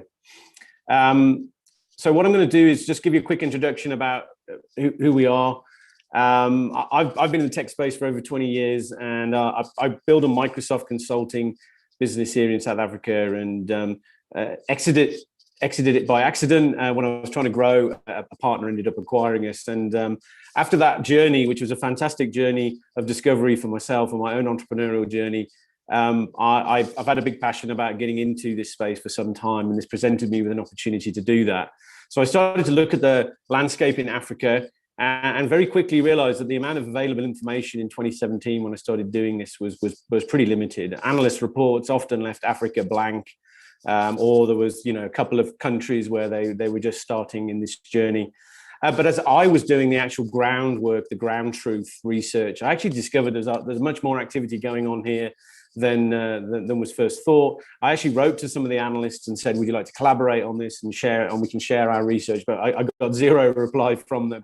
So really, I created this company because there wasn't really a business and trade real world forum. There was lots of academic forums and research forums talking about these technologies, and a very healthy one across the continent, but there wasn't this wider business forum. So AI Media set out to create that community, provide industry analysis, and to help organizations that want to do more in this region understand the dynamics and what's going on.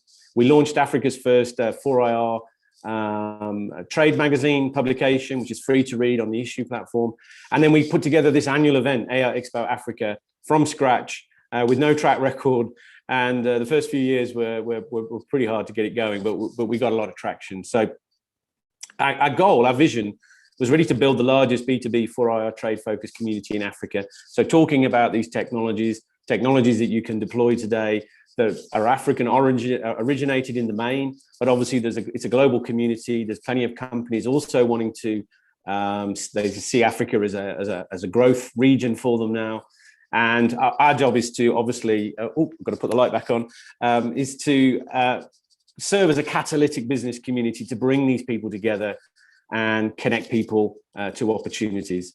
So the 6 key things that we do We connect people to people, people to opportunities, people to knowledge. We share industry knowledge across the board. We are champions of showcasing the best of African innovation. We educate people, signpost them to education opportunities as often as we can. We provide a supporting role to government, whether it's national, provincial, or local. And we also spend a lot of time talking to embassies and trade missions about trying to understand this landscape, both from an import and export point of view. There's lots of companies in Africa that want to find markets abroad. And then the final thing is a bag of money. The value proposition is if you want to find a buyer for your product, you want to find investment for your startup, or you're a young engineer and you want to find a job, our community is a good place to do that. So some of the global activity, as I mentioned, we talk to embassies, trade missions, we talk to corporates who also want to do more in this region, and we're inward and outward looking. So we're not just interested about people that want to come here, we're interested in helping smaller companies find markets abroad. And the local activity, there's a vast group of people who've been left behind in multiple industrial revolutions, and we're very mindful of the fact that our responsibility is to not leave anyone behind, that we should start with people from disadvantaged backgrounds, signpost and inspire them that this is actually an opportunity for you to grow, learn, and then see this as a potential career and pathway for your own personal growth. And maybe you become the entrepreneur of tomorrow. So we're thinking global, but we're acting local. And there's lots of examples where we've interacted with organizations doing this grassroots activity. You've got the corporates like NVIDIA and Intel, Microsoft, who run their own developer programs. And then you've got some very specific entities like Data Science Nigeria, I'm sure you've heard of on this symposium, Aeon Africa, we've got Fliptin. There's a whole range of smaller entities making an impact at what we call the local grassroots level. If we look at the macro picture, I direct anyone that wants to kind of get some authoritative views on things like government readiness at the country scale to look at the Oxford Insights website. They do an annual survey of each country and the government and national readiness to embrace these technologies. And obviously the globe is in a kind of varying degree of maturity. North America, Europe, Asia, clearly more mature in their strategies for embracing these technologies. Obviously the African continent, less so, but getting there, it's fair to say. But one of our goals is to bring best practice from the global north, if we can call it that, and introduce that and share that knowledge with the governments on the African continent. We actually had the Brazilian ministry, we had the American ministry, and the Tunisian and Kenyan ministries all present their national strategies. So to give some good examples of a highly evolved BRICS economy and obviously African economy countries as well.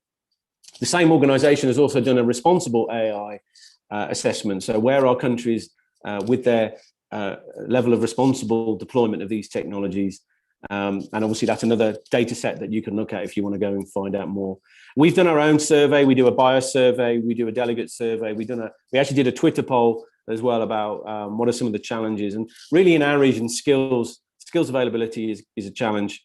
And then clearly post-COVID, we've also got a highly skilled brain drain challenge as well, because now you can sit in an office in Joburg or Nairobi or Lagos or Cairo, and you could be working for a tech company in LA or New York and earning really a Western salary while still living in Africa. So that dynamic now has really interestingly changed the skills and job market landscape.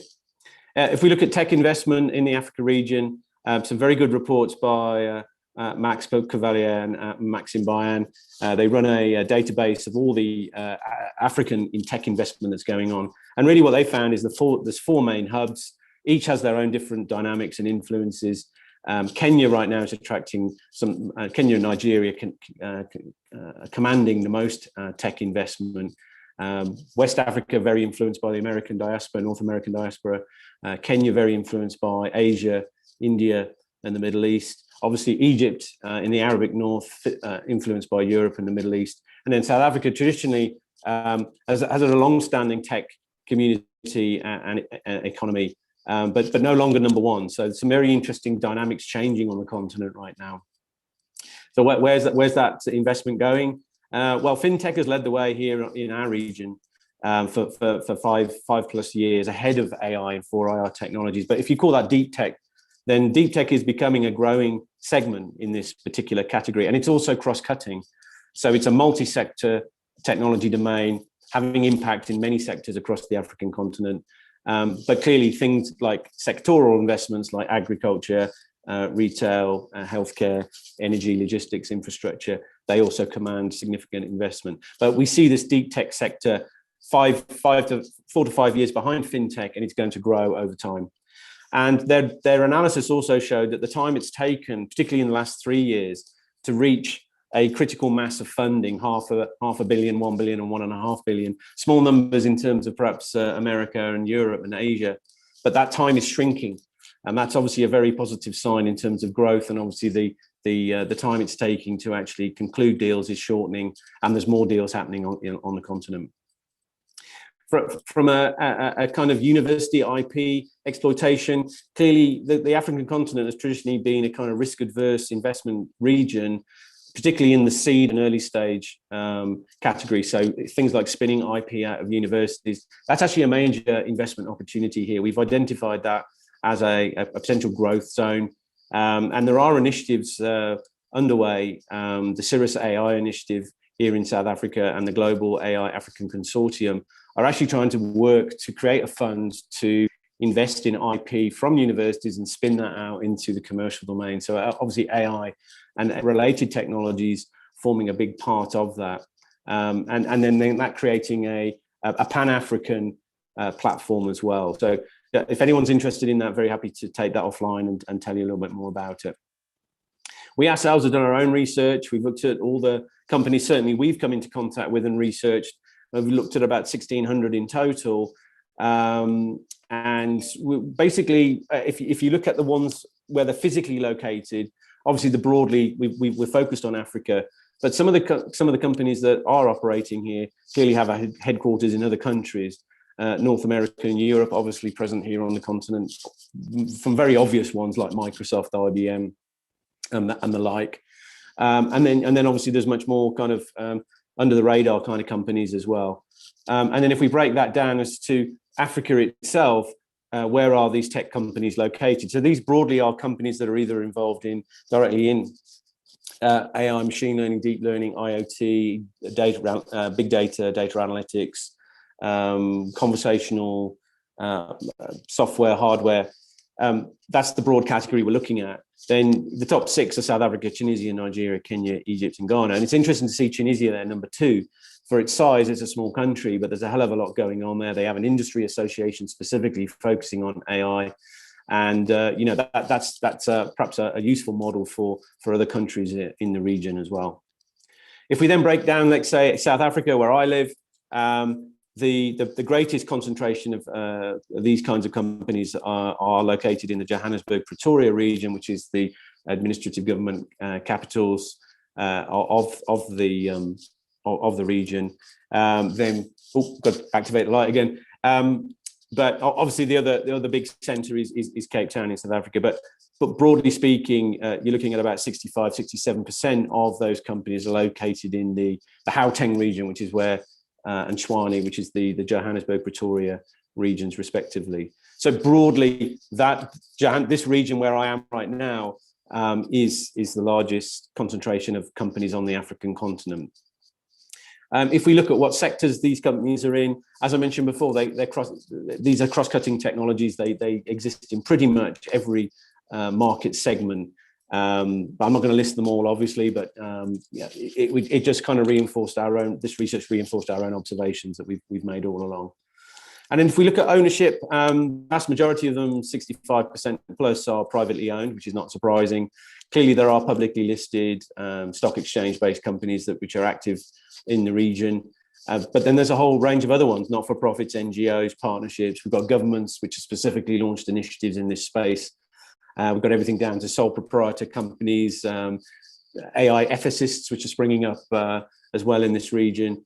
And then we've got civil societal organizations, charities as well, that are focusing on activity here as well. Now, this is a very interesting graph. We broke down what year these companies were founded, and we broke them down into 5-year segments. And it's interesting, if you look over the last 15 years, there's been a doubling in the number of companies which are making it to market in this particular segment. Now, that for us is a very encouraging metric. It's a growing market, and a growing market obviously has opportunities in it. So again, if anyone wants to follow up on that after the session, please drop me an email. And then from a skills development point of view, I've got some specific stats on South Africa. This was a LinkedIn briefing in 2019, so just before COVID, actually. But the greatest concentration of demand for jobs and skills is actually in that Johannesburg, Pretoria region. When you're looking at cloud computing, artificial intelligence, and data science. So again, very encouraging dynamic happening there. But as I said, that's also tempered by the fact that we've got a lot of highly skilled people looking to emigrate and leave. And then we have the impact of COVID-19, which makes remote working in other countries possible now and broadly more acceptable. Our other work is also about connecting up community. That's how I met Nee, and we got involved with Anubia, and I'm talking to you today. We're very much about partnering and working with people, helping you connect up your own understanding and the dots in this region. We work with universities, we work with charities, NGOs. We've got a specific program running with the ITU. We're on the developer program with NVIDIA. There's a whole range. We also work with other events like the Deep Learning Indaba, which is an academic research orientated community. But we welcome invitations to any partnership that will add value to that endeavor that we're involved in. If we then look at some of the top 10 categories of interest from our community, we do an annual survey. This year we've got over 2,000 respondents, so it's a pretty good representative sample. Naturally, the data is the kind of underpinning focus allied to analytics, but then we've got a range of technologies that our community are discussing, building, selling here, ranging from augmented reality, mixed reality, through to RPA, conversational, NLG, NLP, obviously cloud. Data centers form a big part of the landscape here. The data centers going up here all the time in certainly our region. And then you've got the emergence of things like crypto, quantum, blockchain, DLT, mobile money. It's one of the reasons why fintech is so popular here, is that payments, technologies, and using the mobile device to leapfrog into new sectors is popular here, just purely because of the geography and because of the infrastructure constraints, which have meant that the mobile now dominates how people access the internet and these technologies. So again, growth area for lots of different reasons there, for lots of different technologies. Apologies, my light's gone off here. I don't know whether that's going to, there we go, comes back on, sorry. This building's just too energy efficient. And then the other area we identified was organizations actually asking for help around policy and drafting policy for the use of these technologies. Again, most companies don't necessarily have the competency to write a policy about deploying AI in a responsible, transparent, ethical, accurate way. And this is becoming an ever-present requirement. And it's just healthy to see that companies are saying, yes, we're willing to ask for help. But a big proportion of our respondents telling us that they need to learn more. And this is a rapidly evolving sector, as we all know. The final thing we've been looking at is what we call it the deal room. We launched it this year. We're inviting VCs in to look at qualified people who've applied for funding, and we're trying to match those two things together. We don't take any cut, we don't charge for it. It's a service that we're trying to get off the ground this year. And again, if anyone wants to partner with us, just let us know. Just one example of best practice. This was the Kenyan government. They launched their they launched their national AI blockchain strategy at the same time. It's an integrated plan. It was launched in July 2019. You can go on their website and check it out. They've broken it down into 4 key areas. Using these technologies to eliminate corruption will add massively to the economy. And then they've looked at some of the things that that they want to focus on, like food security, housing, healthcare, manufacturing, cybersecurity, and land titling. So using the blockchain to manage people's ownership, etc., and track that on a blockchain. And we ourselves, we've run the AI Expo for the last 4 years. The kind of brands that join us range from the very well-known, like the NVIDIAs, Intels, Microsofts of this world, right down to the latest startups, two-man bands, and everybody in between. So we have a very vibrant community. And obviously, if anyone wants to join us next year, just let us know. We get very good ratings. It's a decision-maker orientated community. And we make a big drive to look at inclusivities. We have a very good representation of female attendees and female innovators, particularly in our poster zone, where we actually almost had 46% of the submissions were from female researchers, which was great to see. Next year, we're running our event in Johannesburg, in that tech capital I mentioned, where most of these companies are based. It's going to be a 2-day trade show, and looking forward to meeting me and anyone in the community who wants to join us. And we have a very involved speaking program and conference running in parallel with the expo. So my details are there if anybody wants to reach out. I think that's my 30 minutes allocation. I've got 5 minutes, well, 25 minutes. I've got 5 minutes for questions if anyone wants to ask any questions. No, you actually have, no, you were really good. You have about 8 minutes, but no, I can ask some questions and then we can go into, I didn't know if you had, you want to take questions? Is that okay? Yeah, I don't know whether there are any. I can't see the panel, so if people have asked any questions, very happy to. Yeah, there are also people on. There are also people on. Like Enoch, do you see any questions on Streamlit? Kojo, Enoch, please let us know. Yeah, I see Q&A. Let me see. Oh, when will the slides be available to us? I'm guessing that's Abiona. Yeah, so I mean, through the recording, yeah. I mean, the deck is actually too big to emails, but yeah. This presentation is available, I think, through you guys, and it's also on our AI TV on YouTube. If you type in AI TV on YouTube, you'll find our YouTube channel. My presentation I just gave is on that channel, along with all the. I think we've archived about 180 talks on there, as well as interviews. So it's a learning resource that people can jump into, and, Nick, the deck is on there. Could you type AI TV so they know? Yeah. Where do I do that? In the chat box? Or? Yeah. Just type it. Yeah.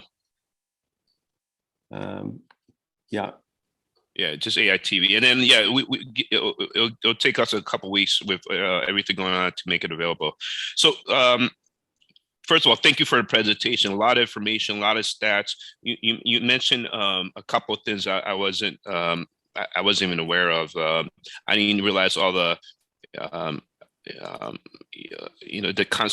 not just the concentration, just the pockets around the continent of emerging technologies like AI. And one of the things you said is you said you got. After you sold your business by accident or by default, I don't know what the adjective you used. You said that you got into this because of your tech background. But one of the things I wanted to ask is, you heard, I don't know if you heard John Kamara speak earlier, but one of the things, John's very passionate about, scaling research innovations and AI or emerging technologies be a conduit for that. In your opinion, you've been doing this for a while. These forums, what are these innovators and startups and researchers? What are some of the interesting things that you've seen being developed to solve Africa's challenges, especially when we scale from about 1.4 billion, where we almost are now, to 2 billion? It's a big question for a few minutes answer. I mean, look, just to put some context on it, one of the easiest ways to grow a business here in the region is to partner. The African market is a very tough market to grow a business in. Typically, the countries you find yourself in, the local market is small, particularly if you're B2B. And I actually grew my business through partnering, and it was through actually we partnered with a large ICT company, and then I sent an email to an even larger one to ask, could we partner with you? And their answer was, no, we don't want to partner. We'll buy you. So it's kind of like an accidental acquisition just through partnering. And I think if there was one observation purely from the mechanics of building your business here, partnering is a great way to go on the continent. It's a big geography. If you're a startup, you're cash limited. You can't fly to every single country. And your local market is nominally quite small. It varies, I guess, if you're in the B2C space, because obviously that's a completely different dynamic. But if I was to answer the second part of the question around some of the sort of bigger observations, never been a better time to be an entrepreneur. It's as cheap as buying a laptop and Wi-Fi. A lot of the technologies in this space and the platforms you can access to get your minimum viable product are literally $0.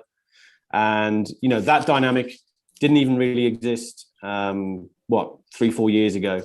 To access libraries, open source, free compute, to get your startup going. And we're clearly talking about companies like NVIDIA, Intel, Amazon, AWS, providing these platforms so that startups in Africa can get going.